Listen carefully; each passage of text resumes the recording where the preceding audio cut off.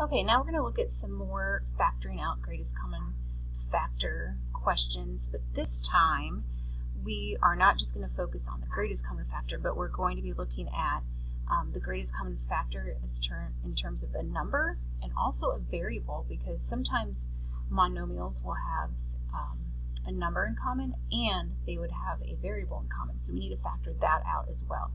So on this page, that's what we're going to focus on. So here's the first example, 5x to the third minus 20x squared plus 35x. So most of you will know, oh, greatest common factor is 5. So yes, it is, but you'll also notice that each of them also have an x in common. So we're actually going to factor out the 5 and the x.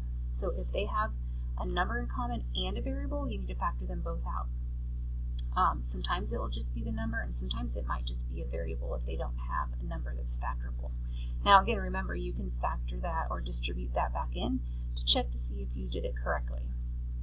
Okay, so like the last one, I'm going to do the odd numbers with you, and then you're going to be doing the even numbers. So looking at the first one, 2r to the third minus 6r squared minus 4r. So I notice number one, all my numbers can be divisible by 2, and they all have at least one r in common. Sometimes there could be r squared in common, or something bigger.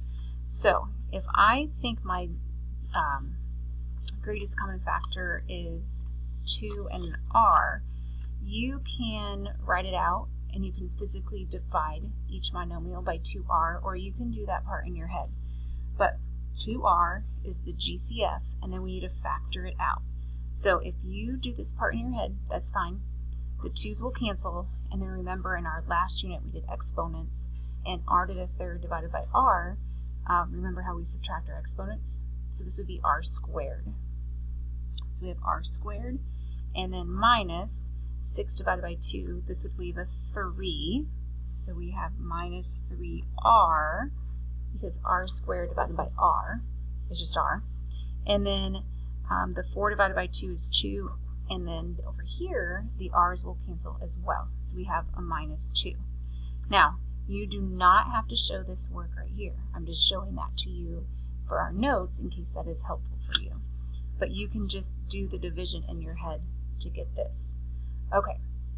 Now I will actually do number 2 with you. I'll have you start inputting your answers when you get to number 4. Number 2, you cannot divide 3 and 4 by a common factor. So that factor would be 1. But this answer is not prime because they also have an m in common. So we're just going to factor out the m.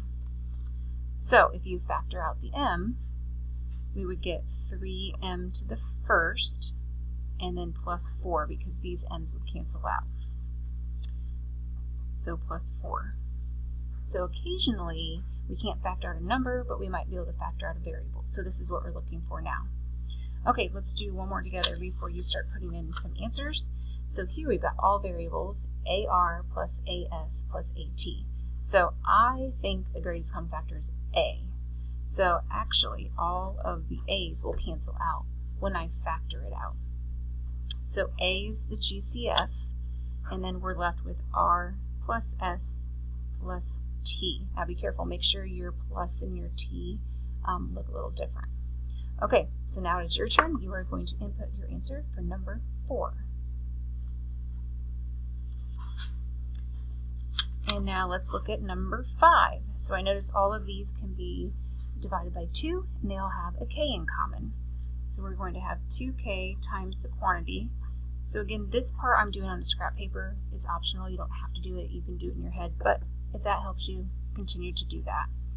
So we have k squared plus 2k, this will factor out, plus 3. So remember on this last term here, the k's actually cancel each other out, plus 3. So at any time you can distribute these back in and see if you get the original problem. Okay, your turn for number 6. Number 7, I notice that I can take 1 p out of all of those. So you'll see this is what I'm thinking in my head. And you're going to be left with p squared minus p plus 5. Okay, your turn for number 8.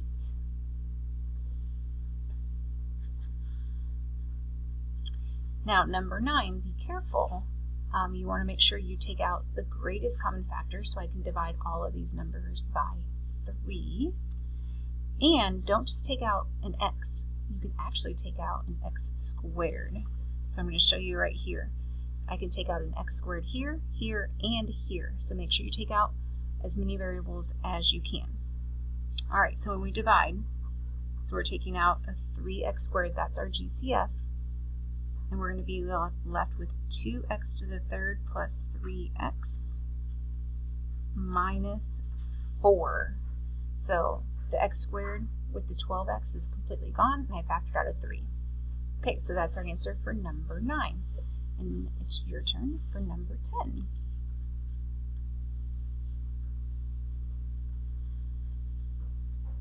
Okay, number 11. When we factor out a GCF, be careful. The GCF is not 2. We can take out a bigger GCF. So we're going to factor out a 4 and the variable p. Okay, so if we take out 4 and a p, we're left with just an x right here. That's all we have left in the first monomial. So x minus 2y minus 3z. Okay, you go ahead and try number 12.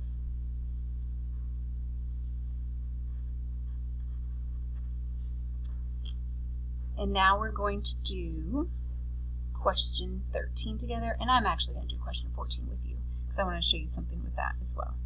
Okay, question 13, we can actually factor out a c squared and a d squared from both monomials. So when I factor all of this out, so c squared, d squared, then I'm left with this cancels, this cancels, this cancels, and I'm left with 1c here. Now, it's not c minus 0, so when these cancel, those are actually 1. So this is going to be c minus 1, and that's the answer to number 13. Now number 14 I'm going to do with you also. We can divide both of these by 3, and I can divide or take out an x as well. So if I take out a 3x, I'm left with negative 2x squared minus 5. Now, here's a little trick, and this probably will not come up again until a future unit. But I just want you to be aware that there's 2 different ways actually to answer question 14. And this typically applies when there's a negative in front of your first monomial when it's written in standard form. So let me show you what else you can factor out. So not only could we factor out a 3, but coming up we may have to factor out a negative 3. So if I factor out a negative 3x, then I would be left with a positive 2x squared plus 5. So this does not happen very often.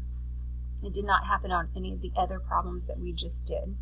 But occasionally, if once your polynomial is in standard form, the first number is negative, you can choose to factor it out as a positive 3x or factor it out as a negative 3x.